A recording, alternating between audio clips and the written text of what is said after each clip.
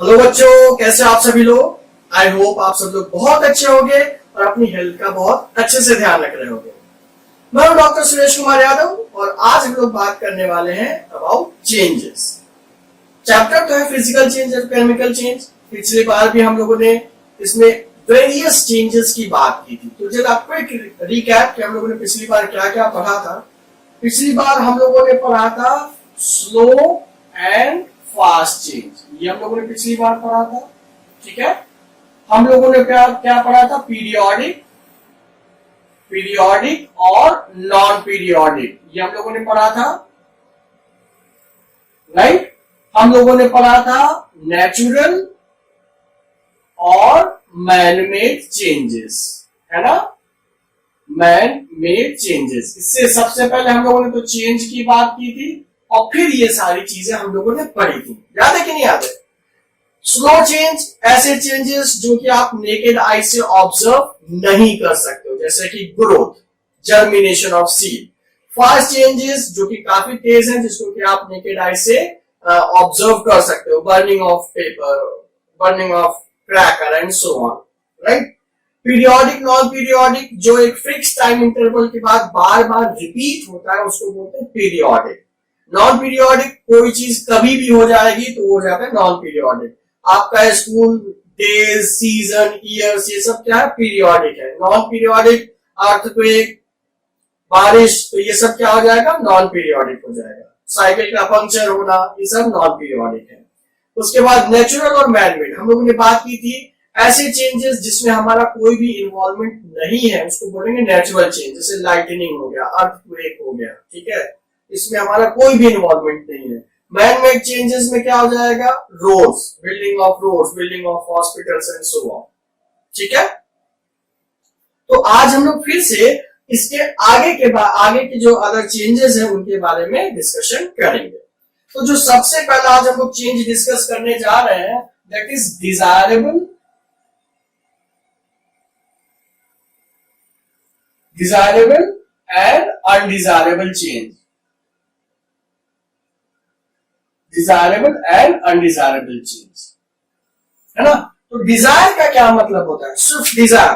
Dzire का क्या मतलब होता है, डिजायर का मतलब होता है इच्छा, विल। हम जो जैसा चाह रहे वैसा हो जाए तो क्या कहने, यही तो मतलब हुआ ना। तो अगर ऐसा चेंज जो एज पर आवर विल हो, एज पर आवर डिजायर हो, उसको बोलेंगे डिजायरेबल चेंज। जैसे हमारा मन है कि आज पानी बरस जाए और पानी बरस गया, तो ये तो हमारा मन की बात हो गई ना, तो डिजायरेबल चेंज हो गया। हमको खेलने जाना है, उसी समय पानी बरस गया, तो ये बेमन की बात हो गई ना, तो इसमें तो मजा नहीं आया। तो कहने का मतलब हुआ कि अगर आपके मन की कोई बात हो रही है, मन के मुताबिक कोई चीज हो रही है, तो वो डिजायरेबल चेंज हो जाएगा। लेकिन अगर मन के मुताबिक कोई चेंज नहीं हो रहा है तो उसको क्या बोलेंगे, अनडिजायरेबल चेंज। ठीक है, एक और एग्जांपल देखिए। हमने बहुत बेहतरीन सब्जी बनाई पनीर की, बहुत बेहतरीन बनी, है ना, मजा आ गया। लेकिन हमने खूब सारी खाई, लेकिन थोड़ी बच गई। हमने सोचा कि सुबह खाएंगे और हम गलती से उसको फ्रिज में रखना भूल गए, बाहर ही रखे रह गए। लेकिन सुबह तक वो सब्जी क्या हो गई, खराब हो गई। तो जो रात में सब्जी बनी थी, जो कि बहुत अच्छी बनी थी, वो क्या था, तो डिजायरेबल चेंज था, क्योंकि हम वो सब्जी अच्छी बनाना चाह रहे तो बन भी गई। हमने रखा कि हम सुबह खा लेंगे, लेकिन सुबह तक वो खराब हो गई, तो वो अनडिजायरेबल हो गया। तो यहाँ पर पॉइंट जो है, डिजायरेबल चेंज और जो अनडिजायरेबल चेंज है, इसमें पर्सपेक्टिव का भी खेल बहुत इंपॉर्टेंट है। जैसे हम साइकिल से निकले, हम जा रहे हैं, अचानक से साइकिल पंक्चर हो गई, तो हम हमारे हिसाब से क्या हुआ, ये तो अनडिजायरेबल हुआ ना, हमारे हिसाब से तो वो अनडिजायरेबल हो गया। लेकिन वहीं एक पंक्चर बनाने वाला बैठा है, उसके हिसाब से तो डिजायरेबल हो गया। तो ये समझना बहुत जरूरी है, पर्सपेक्टिव का खेल बहुत इंपॉर्टेंट है। अब दूसरी बात आती है कि हर बार पर्सपेक्टिव तो पूछा नहीं जाता है। जैसे कटिंग डाउन ऑफ ट्रीज, भाई ठीक है, हमारे लिए कोई फायदा नहीं है मान लीजिए, लेकिन जो इसका बिजनेस करते हैं, जो टिम्बर का बिजनेस करते हैं, बेचारे जब तक पेड़ काटेंगे नहीं तब तक फर्नीचर कैसे बनाएंगे। तो अगर हर बार पर्सपेक्टिव नहीं दिया होगा, एक और एग्जांपल बताते हैं, हमारे घर में चोरी हो गई, है ना, तो हमारे लिए तो अनडिजायरेबल है ना, चोरों को खूब सारे पैसे मिले गए, उनके लिए तो डिजायरेबल हो गया। तो ये समझने की जरूरत है, पर्सपेक्टिव का खेल बहुत इंपॉर्टेंट है। अगर हमारे मन मुताबिक हो रहा है तो डिजायरेबल, मन मुताबिक नहीं हो रहा है तो वो अनडिजायरेबल। बहुत बार क्वेश्चन में पर्सपेक्टिव नहीं दिया जाता है, तो उस केस में आप ब्रॉडर पिक्चर को देखते हैं, जैसे कटिंग डाउन ऑफ ट्रीज, ठीक है। तो मान लीजिए टिम्बर का काम बहुत कम लोग क्वांटिटी वाइज कर रहे होंगे, लेकिन लार्जर लोग क्या कर रहे हैं, ऑक्सीजन कंज्यूम कर रहे हैं, तो सभी लोग कर रहे हैं। तो कहने का मतलब अगर ट्रीज कट करें तो आप लार्जर इंपैक्ट पर नुकसान पहुंचा रहे हैं, तो वो एक अनडिजायरेबल हो जाएगा, ठीक है। ग्लोबल वार्मिंग सभी के लिए अनडिजायरेबल है। तो ऐसे एस्पेक्ट्स आपको देखने होंगे कि ब्रॉडर स्केल पर फायदा हो रहा है कि नुकसान हो रहा है, ठीक है। क्या ये पॉइंट समझ में आ गया? तो जो डिजायरेबल चेंज है, the changes which are occurring as per our will, जो हमारी इच्छा के अनुसार हो रहे हैं, उनको आप बोलोगे डिजायरेबल चेंज। ऐसे चेंजेस जो हमारे मन के मुताबिक नहीं हो रहे, उनको आप क्या बोलोगे, अनडिजायरेबल चेंज, ठीक है। पॉइंट समझ में आ गया? और बच्चों, हर बार जब भी आपसे डेफिनेशन पूछी जाए, जैसे मैंने आपको पिछली बार भी बताया था, try to give examples also, examples आप जरूर दीजिए, इससे एक बहुत अच्छा इंपैक्ट पड़ता है, ठीक है। तो इन चारों के बाद नंबर आ गया डिजायरेबल और अनडिजायरेबल, वो आपको समझ में आया होगा, राइट। इसके बाद हम लोग बात करते हैं रिवर्सिबल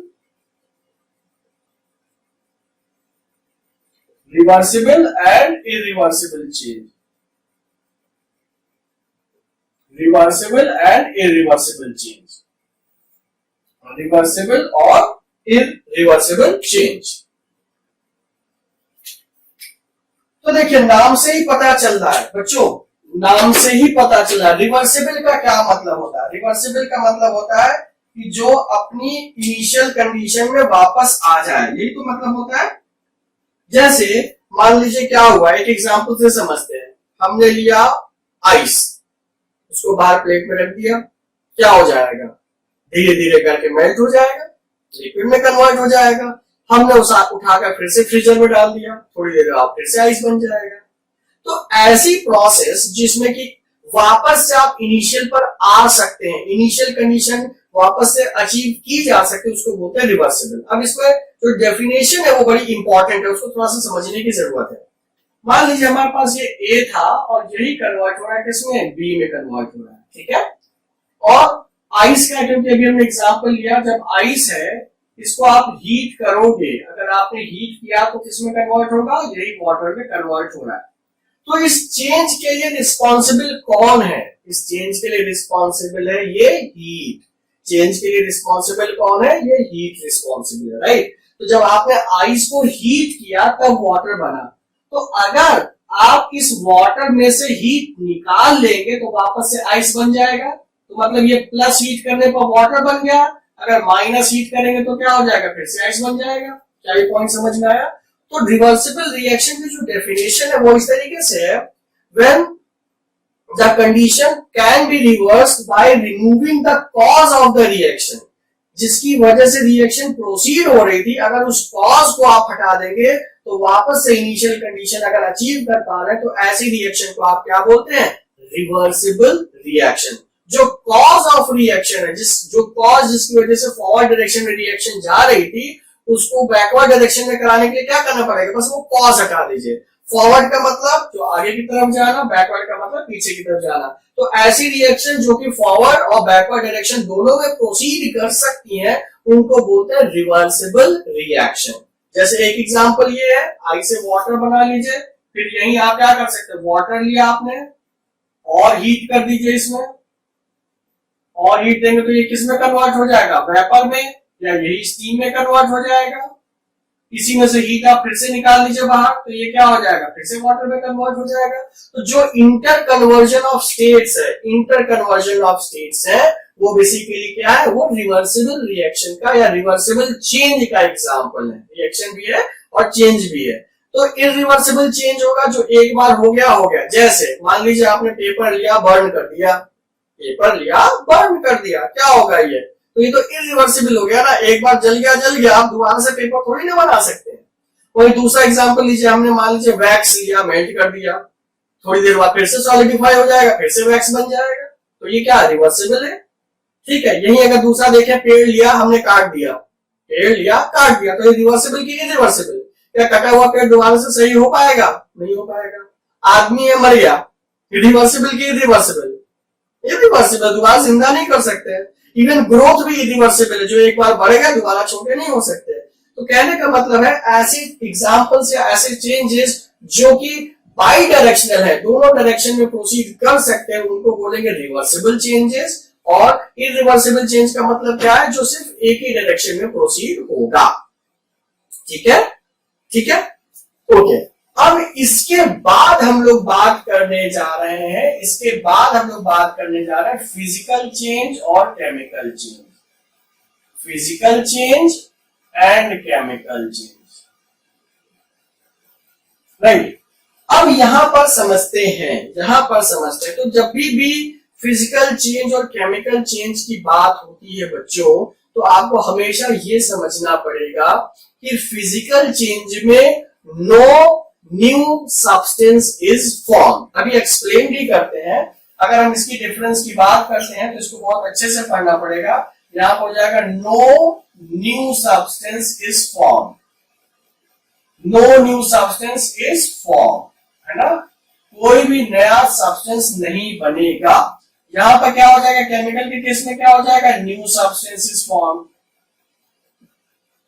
राइट। सब्सटेंस पूरा लिख दें, इधर भी पूरा लिख देते हैं,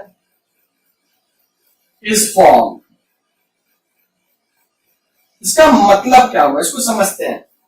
भाई मान लीजिए जब भी इस तरीके का क्वेश्चन आता है ना, आप अपने आप से सिर्फ एक ही सवाल पूछिए, चेंज होने से पहले और चेंज होने के बाद क्या मटेरियल में कोई बदलाव आया? मान लीजिए हमारे पास ये मार्कर है, ठीक है, हमने इसको पीसेस में तोड़ दिया, छोटे छोटे पीसेस में तोड़ दिया, तो ये कौन सा चेंज होगा? फिजिकल की केमिकल?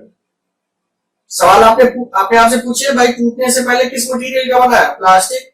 टूटने के बाद भी किस मटेरियल का ही बना रहेगा? प्लास्टिक। तो उसमें तो कोई बदलाव आया ही नहीं। प्लास्टिक पहले भी था, प्लास्टिक बाद में भी, कोई चेंज नहीं हुआ, तो ये सिर्फ फिजिकली चेंज तो हो गया। क्या ये पॉइंट समझ में आया कि नहीं आया बच्चों? तो अगर कोई नया सब्सटेंस नहीं बन रहा है तो उसको आप कहोगे फिजिकल चेंज। दूसरा, हमको गुस्सा आई, हमारे पास एक गिलास था, हमने मुक्का मारा और चकनाचूर कर दिया, छोटे छोटे पीसेस में तोड़ दिया, कौन सा चेंज हुआ? फिजिकल चेंज की केमिकल चेंज? Physical change. क्यों भाई? सिंपल बात है, टूटने से पहले गिलास था और मेरे मुक्का मारने के बाद भी जो पीसेस में टूट गया, अभी भी वो क्या है? गिलास ही है। तो मटेरियल में तो कोई बदलाव नहीं आया ना। जब मटेरियल में नया बदलाव नहीं आया, दैट मींस सब्सटेंस पुराना वाला ही है, दैट मींस फिजिकल चेंज है, राइट। क्या ये पॉइंट समझ में आया? तो यहां पर पहला जो डिफरेंस होगा कि no new substance is form, always new substance is form, ठीक है। दूसरी चीज अगर हम बात करते हैं, जो फिजिकल चेंजेस होते हैं, ये मोस्टली क्या होते हैं? Physical changes are mostly reversible, mostly ये रिवर्सिबल होते हैं। केमिकल चेंजेस आर मोस्टली क्या होते हैं? Irreversible. Chemical changes are mostly irreversible, right.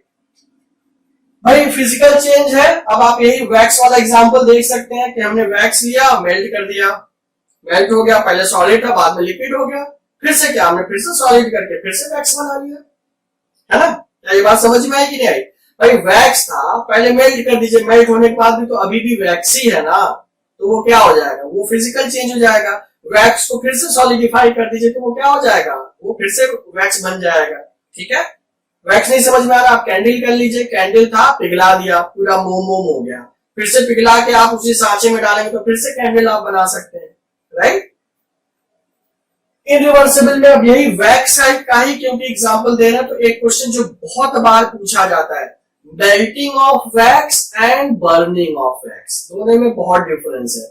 अगर आप मेल्ट कर रहे हैं तो that is example of physical change, लेकिन जब आप बर्न कर रहे हैं, तो जब भी वैक्स बर्न करते हैं तो कार्बन डाइऑक्साइड, वाटर वेपर और lot of heat and light energy का फॉर्मेशन होता है। तो क्या हीट, लाइट, वाटर वेपर को कभी मिला के आप वैक्स बना सकते हो? नहीं बना सकते हो, क्योंकि नए सब्सटेंसेस बन रहे ना। भाई पहले वैक्स था, बाद में वो चेंज किसमें हो गया? लाइट में, कार्बन डाइऑक्साइड में और हीट में, तो नए सब्सटेंसेस बन रहे हैं। तो जब भी बर्निंग की बात करेंगे that will be a chemical process, जब भी मेल्टिंग की बात करेंगे that will be be a physical process. ठीक है, अब यहीं पर थोड़ा सा मीठा हो जाए, मतलब कुछ कुछ चीजें समझ में आ रही तो कुछ मीठा मीठा हो जाए। चॉकलेट की बात करते हैं। चॉकलेट लिया और उसको हमने गर्म कर दिया, बाहर अभी गर्मी हुई है, बाहर आपने रख दिया, चॉकलेट मेल्ट हो गई, कौन सा चेंज हुआ? Physical change. क्यों? उसी चॉकलेट को उठा के वापस से फ्रीजर में डाल दो, फिर से बाल बन जाएगा। ठीक, तो अगर मेल्टिंग ऑफ चॉकलेट की बात कर रहे हैं तो ये क्या है? ये फिजिकल चेंज है। ठीक है, अब हमने चॉकलेट मुंह में डाल दिया, खा लिया थोड़ा सा, तो ये क्या है? ये फिजिकल की केमिकल? कुछ बच्चे कहेंगे कि सर बाहर निकाल के फिर से ऐसे रख के फ्रीजर में डाल दीजिए, हो जाएगा चॉकलेट, लेकिन ये केमिकल चेंज है। क्यों? आप लोगों ने पढ़ ही लिया है, माउथ में कौन क्या होता है? सलाइवा। उसमें क्या प्रेजेंट होता है? सलाइवरी अमाइलेज एंजाइम है जो कि कार्बोहाइड्रेट पर काम करना शुरू कर देता है। तो डाइजेस्टिव प्रोसेस शुरू, डाइजेशन प्रोसेस शुरू हो चुका होता है। It is example of chemical change. ठीक है, क्या ये बात समझ में आई? यहीं पर एक और बात कर लेते हैं। तो जो फिजिकल चेंज है, this is temporary change. Temporary क्यों? क्योंकि ये रिवर्सिबल है। भाई पहले यही देख लो, आइस था, वाटर में कन्वर्ट किया, फिर से इधर कर सकते हो, तो this is example of temporary change. वहीं पर अगर हम बात करते हैं केमिकल चेंज की, तो ये क्या हो जाएगा? परमानेंट। क्यों? एक बार बदल गया, बदल गया। आपने पेपर को बर्न कर दिया, बर्न हो गया, अब आप कुछ भी करके वापस से पेपर नहीं बना पाओगे। ठीक है, क्या ये पॉइंट समझ में आया? अब जो लास्ट है वो बहुत इंपॉर्टेंट है। यहां पर जो एनर्जी चेंज होगा, फिजिकल के केस में जो एनर्जी चेंज होगा, एनर्जी चेंज होगा वो बहुत ही क्या होगा? Less, extremely less. और यहां पर केमिकल चेंज में क्या होगा? Energy change is more. Energy change is more. More का मतलब सिग्निफिकेंट, जिसको कि आप ऑब्जर्व कर सकते हो। लेस का मतलब इनसिग्निफिकेंट है, जिसको कि आप ऑब्जर्व नहीं कर सकते यूजुअली, राइट। यहाँ पर आइस थी, ठीक है, अब आइस रखे रखे ही वाटर में कन्वर्ट हो गई, आपने हीट नहीं किया तब भी कन्वर्ट हो गई, तो बहुत मिनिमम है ना, नेग्लिजिबल अमाउंट है। आप तो बैठे ही हैं, आपके साथ हाथ में खाली रखिए, कुछ तो कर भी नहीं रहे, तब भी वो पिघल जा रहा है, तो ये नेग्लिजिबल ही तो हुआ, राइट। लेकिन अगर आप पेपर को बर्न कीजिए तो क्या वो नेग्लिजिबल है? हीट है, आप अच्छी खासी हीट होती है भाई, है ना। कहने का मतलब अगर आप केमिकल रिएक्शन कोई भी कर रहे हैं तो वहां पर हमेशा नया सब्सटेंस बनेगा, तो वहां पर सिग्निफिकेंट अमाउंट ऑफ हीट का फॉर्मेशन होता है। तो जब भी केमिकल चेंज की बात करते हैं वहां पर क्या होता है? वहां पर लॉट ऑफ हीट एनर्जी का इन्वॉल्वमेंट होगा, या एनर्जी आप कह सकते हो, एनर्जी इन्वॉल्वमेंट इज सिग्निफिकेंट। लेकिन फिजिकल चेंज में ऐसा नहीं होता है, राइट। तो बच्चों अब मजेदार चीजें कुछ समझते हैं। जैसे मान लो, जरूरी नहीं है कि चेंज को आप एक ही कैटेगरी में डालो, बहुत सारी कैटेगरीज हो सकती हैं। अब जैसे सवाल ये डिपेंड करता है आपसे क्वेश्चन क्या पूछा गया, ठीक है, क्वेश्चन क्या पूछा गया। अब जैसे हम एक एग्जांपल देते हैं, रेनफॉल, रेनफॉल, ठीक है, ये कौन सा चेंज है? भाई पहली बात ये नेचुरल चेंज भी है, दूसरी बात ये नॉन पीरियोडिक चेंज भी है, तीसरी बात ये डिजायरेबल भी हो सकता है, अनडिजायरेबल भी हो सकता है, ठीक है, ये फिजिकल चेंज है। तो ये बहुत सारे एग्जांपल्स हैं, तो एक ही चेंज को आप कई सारे कैटेगरीज में डाल सकते हैं, आपको सोचना है। बहुत बार क्वेश्चन में ये दिया होता है कि भाई फिजिकल चेंज, केमिकल चेंज में आप इसको कैटेगराइज करो, या कह सकते हैं कि जितने पॉसिबल है तो उसमें आप कैटेगराइज करो। तो आपको सिंपल लॉजिकल आंसर सोचना है, desirable, undesirable, periodic, non periodic, slow, fast, तो ये सारी चीजें आप इंप्लीमेंट कर सकते हैं, राइट, है ना, बात समझ में आई। तो आई होप आपको फिजिकल चेंज, केमिकल चेंज में जो स्पेसिफिकली फिजिकल चेंज है, केमिकल चेंज है, ये अच्छे से समझ में आ गया होगा, है ना। डिफरेंसेस बहुत बार पूछे जाते हैं, तो ये 4 डिफरेंस है और 2 एग्जांपल लिख देंगे, that would be more than sufficient, that would be more than sufficient. Questions बहुत बार पूछे जाते हैं कि मान लीजिए कटिंग डाउन ऑफ ट्रीज है, ये कौन सा प्रोसेस है? Cutting down of trees. अब जैसे यहीं पर हुआ कि भाई मान लीजिए कटने से पहले भी वुड था, कटने के बाद भी वुड है, ठीक है, बात बिल्कुल सही है, तो ये फिजिकल चेंज हो गया, लेकिन ये रिवर्सिबल है कि इरिवर्सिबल है? तो ये इरिवर्सिबल है। एक बार जो पेड़ कट गया, क्या आप दोबारा जोड़ सकते हैं? नहीं जोड़ सकते हैं। फिर अब कुछ लोग कहेंगे सर हम ग्राफ्टिंग कर लेंगे, जुड़ जाएगा, भाई वो अभी एक्सेप्शन है, उसकी हम बात नहीं कर रहे। नॉर्मल केसेस में एक बार जो पेड़ कट गया वो दोबारा नहीं जुड़ेगा, ठीक है, समझ गए।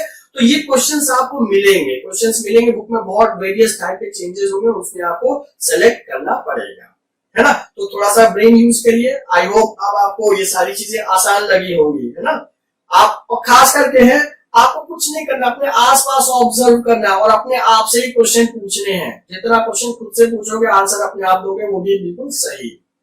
ठीक है बच्चों, तो मिलते हैं हम लोग नेक्स्ट वीडियो में सब्सिक्वेंट टॉपिक्स के लिए। Till then stay fit and stay healthy.